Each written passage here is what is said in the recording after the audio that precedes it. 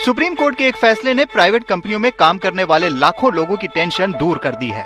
उनका retirement plan अब पहले से कई गुना बेहतर होगा। टीटीसी के रिटायर्ड कर्मचारियों को दिल्ली सरकार का तोहफा, रिटायर्ड कर्मचारियों को बकाया पेंशन मिली। रिटायरमेंट के आखिरी साल की सैलरी के आधार पर पेंशन मिलेगी। कोर्ट ने इस मामले में ईपीएफओ की याचिका को खारिज कर दिया है। सुप्रीम कोर्ट ने केरल हाईकोर्ट के फैसले को बरकरार रखा है। केरल हाईकोर्ट ने कर्मचारियों को उनकी पूरी सैलरी के हिसाब से पेंशन देने का आदेश दिया। पेंशन धारकों के लिए बड़ी खबर, पेंशन बढ़ोतरी का इंतजार कर रहे लाखों पेंशन धारकों का इंतजार आखिरकार खत्म होने जा रहा है। उन सभी की पेंशन बढ़ोतरी को लेकर, एरियर को लेकर, 18 महीने के बकाया डीए एरियर को लेकर, साथ ही पीपीओ को लेकर, कम्यूटेशन की बहाली को लेकर सुप्रीम कोर्ट का बड़ा आदेश आया। इसको लेकर आज की इस वीडियो के अंदर बात करने वाले हैं। साथ ही साथ दोस्तों बात करने वाले हैं इस महीने की पेंशन के साथ साथ पेंशन धारकों को शानदार तोहफा मिलने जा रहा है। इसी के साथ दोस्तों बात करेंगे, वित्त मंत्री निर्मला सीतारमण ने पेंशन भोगियों के लिए किया बड़ा ऐलान। लाखों रुपए की पेंशन और एरियर आप भी मंगवा सकते हैं घर बैठे। तो दोस्तों आखिरकार क्या बड़ी खबरें पेंशन धारकों के लिए निकलकर सामने आ चुकी है, इसको लेकर आज की इस वीडियो के अंदर बात करेंगे। इसलिए आप सभी से निवेदन है कि वीडियो को लास्ट तक देखें, जिसमें हम जानेंगे कर्मचारियों और पेंशन धारकों की arrear, gratuity pension, PPFO, commutation की बहाली पर क्या बड़ी खुशखबरी आई है। साथ ही साथ दोस्तों सरकारी कर्मचारियों को बड़ा तोहफा, वेतन में बढ़ोतरी का ऐलान, पेंशन धारकों को भी मिलेगा लाभ। जहां दोस्तों पूरी डिटेल के साथ इस वीडियो के अंदर जानने वाले हैं। इसलिए आप सभी से निवेदन करते हैं कि दोस्तों वीडियो को आप लास्ट तक जरूर देखिएगा।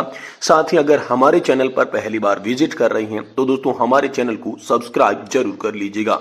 तो चलिए बिना किसी देरी के वीडियो के अंदर खबरों का सिलसिला शुरू करते हैं। सबसे पहले जानते हैं दोस्तों, वित्त मंत्री निर्मला सीतारमण ने आप सभी पेंशन धारकों के लिए बड़ा ऐलान किया है। जी हां दोस्तों, लगातार पेंशन भोगी अपनी बकाया पेंशन और लाखों रुपए के बकाया एरियर को लेकर टेंशन में रहते हैं, जिसको लेकर लगातार शिकायतें मिल रही थी। इन शिकायतों का समाधान करने को लेकर दोस्तों वित्त मंत्री ने बड़ा कदम आप सभी के लिए उठाया है। जी हां दोस्तों, पेंशन भोगियों के लिए जारी किया टोल फ्री नंबर। जी हां दोस्तों, टोल फ्री नंबर पर आप कॉल कर सकते हैं, अपने शिकायत कर सकते हैं और शिकायत के बाद दोस्तों आप सभी के मुद्दे को उठाया जाएगा, जिसके बाद आप सभी की पेंशन और लाखों रुपए का बकाया एरियर आप सभी के खाते में ट्रांसफर किया जाएगा। इसको लेकर बड़ी खबर आ रही है। तो टोल फ्री नंबर से आप संपर्क कर सकते हैं और दोस्तों आप सभी अपनी पेंशन बढ़वा सकते हैं। वहीं दोस्तों कर्मचारी भविष्य निधि संगठन का बड़ा अपडेट निकलकर सामने आ चुका है। पेंशन धारकों के लिए पिछले 2 दिन से शुरू हो चुके हैं ईपीएफओ निधि आपकी निकट 2.0 कैंप। देश भर के जो परेशान पेंशन धारक हैं वो इन खास शिविरों के अंदर जाकर अपनी पेंशन से जुड़ी सारी समस्याओं का समाधान निकाल सकते हैं, जो कि देश के अलग अलग कोनों में लगे हुए हैं। जी दोस्तों, कर्मचारी भविष्य निधि संगठन से ये आप सभी के लिए बड़ी राहत निकल कर आ रही है। देश भर के सभी जिला मुख्यालयों के अलावा जो तय स्थान है वहां पर दोस्तों यहां पर जो है शिविर लगने वाले हैं। ईपीएफओ ने इसके लिए पूरी लिस्ट जारी कर दी है, जहां पर जो है पेंशनर्स अपनी समस्याओं का पिटारा खोल सकते हैं। ईपीएफओ ने बुजुर्ग पेंशन धारकों की प्रॉब्लम को सॉल्व करने के लिए निधि आपके निकट 2.0 कार्यक्रम शुरू किया है, जिसके तहत आप दोस्तों निधि आपके निकट 2.0 कैंप में पहुंच सकते हैं और ईपीएफओ की तमाम सेवाओं का लाभ ले सकते हैं। और अधिक जानकारी के लिए दोस्तों आप ईपीएफओ की आधिकारिक वेबसाइट पर भी जा सकते हैं। वहीं दोस्तों आप सभी के लिए बड़ी खुशखबरी है, इस महीने की पेंशन के साथ साथ आप सभी के लिए शानदार तोहफा जारी कर दिया जा चुका है। आप सभी को भी मिलेंगी दोस्तों अनेक लाभ। जी हां दोस्तों, इसको लेकर 65 साल की उम्र से ही पेंशन धारक जो है वो पॉलिसी खरीद सकते हैं। सेवानिवृत्ति कर्मचारियों को हाईकोर्ट से बड़ी राहत मिली है। इलाहाबाद हाईकोर्ट ने पेंशन धारकों को खुशखबरी दी है। वहीं हिमाचल प्रदेश की हाईकोर्ट से भी आप सभी को शानदार तोहफा मिला है। वहीं कर्मचारी भविष्य निधि संगठन ने पीएफ खाता धारकों को राहत दे दी है। और दोस्तों सीएचजीएस के यहाँ पर जो है कर्मचारी लाभार्थियों को 90 दिन के भीतर महत्वपूर्ण काम करना होगा, जिसके बाद एचडीएफसी बैंक के सीनियर सिटीजन को भी तोहफा मिला है। और इस महीने की पेंशन जो है वो आप सभी के खाते में दोस्तों 25 तारीख को ट्रांसफर कर दी जाएगी। इसको लेकर भी बड़ी खबर आ रही है। तो चलिए अब जानते हैं कि आखिरकार कर्मचारियों और पेंशन धारकों की एरियर, ग्रेजुएटी, पीपीएफओ पेंशन और कम्यूटेशन की बहाली 11 साल पर होगी। इसको लेकर क्या बड़ी खुशखबरी आप सभी के लिए सामने आ रही है, इसके बारे में बात करते हैं। लेकिन आपसे निवेदन रहेगा कि दोस्तों वीडियो को आप लास्ट तक देखें, देखेंगे तो ही आपको संपूर्ण जानकारी जो है वो समझ में आ पाएगी। देखिए, कर्मचारियों और पेंशन धारकों के लिए एरियर पेंशन को लेकर 5 बड़ी खबरें आ चुकी हैं, जो कि हर कर्मचारी और पेंशन भोगी को जानना बेहद जरूरी है। तो चलिए खबर हम जान लेते हैं, जिसमें सुप्रीम कोर्ट का फैसला, इलाहाबाद हाई कोर्ट का जो फैसला है, जिसमें पूरा मामला क्या था वो भी बता दिया जा चुका है।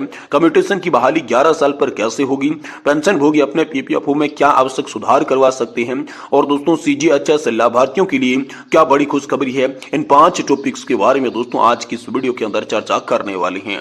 सबसे पहले दोस्तों बात करते हैं, सुप्रीम कोर्ट का बड़ा फैसला आप सभी के लिए निकल कर आ चुका है। सुप्रीम कोर्ट ने हाल ही में दिए गए फैसले में कहा है कि सीआरपीएफ के नियमों के तहत अनिवार्य सेवानिवृत्ति देना सीआरपीएफ अधिनियम 1949 के तहत बल पर अनुशासनात्मक नियंत्रण बनाए रखने के उद्देश्य से वैध है। आपको बता दूं कि दोस्तों सीआरपीएफ के हेड कांस्टेबल संतोष कुमार तिवारी के ऊपर आरोप था कि उसने अपने सहकर्मी पर हमला किया था। जांच के बाद अधिकारियों को 16 फरवरी 2006 को उसे अनिवार्य सेवानिवृत्ति दे दी। इससे व्यवस्थित होकर उसने विभागीय अपील दायर कर दी। 28 जुलाई 2006 को इसे भी खारिज कर दिया गया। इसके बाद ये मामला सुप्रीम कोर्ट गया था। सुप्रीम कोर्ट ने भी याचिकाकर्ता को दोषी ठहराते हुए अनिवार्य सेवानिवृत्ति को बरकरार रखा। सुप्रीम कोर्ट ने कहा कि यदि सरकार ऐसा नियम बनाती है जो कि दंड के रूप से अनिवार्य सेवानिवृत्ति हो तो यह नियम वैध माना जाएगा। वहीं दोस्तों इलाहाबाद हाईकोर्ट का बड़ा फैसला आप सभी के लिए आ चुका है। इलाहाबाद हाईकोर्ट ने महत्वपूर्ण फैसला दिया, जिसमें कोर्ट ने कहा कि ग्रेजुएटी का हक रिटायरमेंट की उम्र पर नहीं बल्कि सेवा काल के आधार पर तय होता है। तो आखिरकार इलाहाबाद हाईकोर्ट ने जो फैसला दिया उसमें पूरा मामला क्या था, तो दोस्तों आप लोगों को बता दूं कि याचिकाकर्ता एक सहायता प्राप्त इंटरमीडिएट कॉलेज के शिक्षक थे, जो कि 57 वर्ष की आयु से सेवा में सेवानिवृत्त होने का विकल्प चुना था। सेवारत शिक्षक के लिए यह नियम था कि जो लोग 10 वर्ष की अधिकारी सेवा पूरी नहीं करते वो पेंशन के हकदार नहीं हैं, जबकि वे 60 वर्ष की आयु रिटायर होते हैं तो विकल्प नहीं चुनते हैं। याचिकाकर्ता इस संयुक्त आदेश के दायरे से बाहर होने के कारण ग्रेजुएटी का पात्र नहीं था। इसके बाद यह मामला जिला अल्पसंख्यक कल्याण अधिकारी के पास भेजा गया।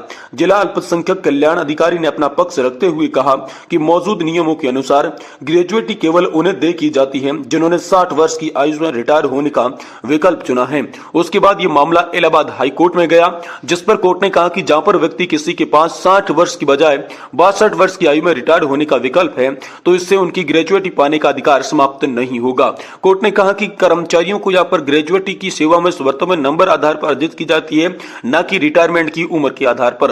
वही दोस्तों कम्यूटेशन की बहाली 11 साल पर। जी हां दोस्तों, पंजाब और हरियाणा हाईकोर्ट ने कम्यूटेशन को लेकर बहुत ही बड़ा फैसला सुनाया है।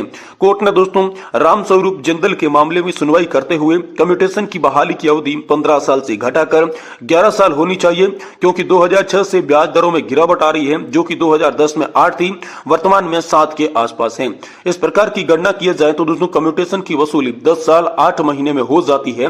इसलिए कम्यूटेशन की बहाली 15 साल से घटाकर 11 साल किया जाए। इस पर दोस्तों पंजाब और हरियाणा हाईकोर्ट ने भविष्य की वसूली पर रोक लगाने के आदेश पारित कर दिए हैं। वही दोस्तों पेंशन भोगी अपने पीपीएफओ में करवाए सुधार। जी हां दोस्तों, अगर आप पेंशन भोगी है तो अपने पीपीएफओ चेक कर सकते हैं। इसमें कुछ गड़बड़ी है तो आप सुधार करवा सकते हैं। एंट्री होने के कारण आपको गलत पेंशन मिल सकती है। इस तरीके के केस सामने आया जिसमें पेंशन भोगी को 1,70,000 रुपए का नुकसान हो गया। काफी संघर्ष के बाद पेंशन अदालत के माध्यम से उनको एरियर का भुगतान किया गया। आपको बता दूं कि रामलाल केसरवानी 28 फरवरी 2011 को सेना से रिटायर्ड हुए थे। पीपीएफओ में गलत प्रविष्टि के कारण गलत पेंशन मिली। हालांकि उनका पीपीएफओ रिजर्व किया गया था, लेकिन तारीख गलत प्रविष्ट होने के कारण 21 महीने का बकाया एरियर का भुगतान नहीं किया गया। इस प्रकार अगर पीपीएफओ में कुछ गड़बड़ी है तो आप जल्द से इसे सुधार लें। वहीं दोस्तों सीजीएचएस लाभार्थियों के लिए बड़ी खुशखबरी है। जी हां दोस्तों, लोकसभा चुनाव की समाप्ति के बाद पेंशन भोगी जून में सीजीएचएस से अतिरिक्त निदेशक के चैम्बर का घेराव करेंगे। पेंशन भोगी संगठनों की मीटिंग रांची जीपीएफओ प्रांगण में हुई। इसमें पेंशन भोगियों ने तय किया कि जून में सीजीएचएस के साथ अतिरिक्त निदेशक चैम्बर का घेराव किया जाएगा। पेंशन भोगियों की बहुत सारी समस्याओं का समाधान अभी तक नहीं किया गया है।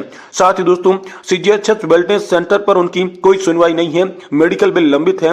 इन सब मुद्दों को लेकर जून में दोस्तों सीजीएचएस के साथ अतिरिक्त निदेशक के चैम्बर का घेराव किया जाएगा। वहीं दोस्तों सरकारी कर्मचारियों के लिए बड़ा तोहफा है।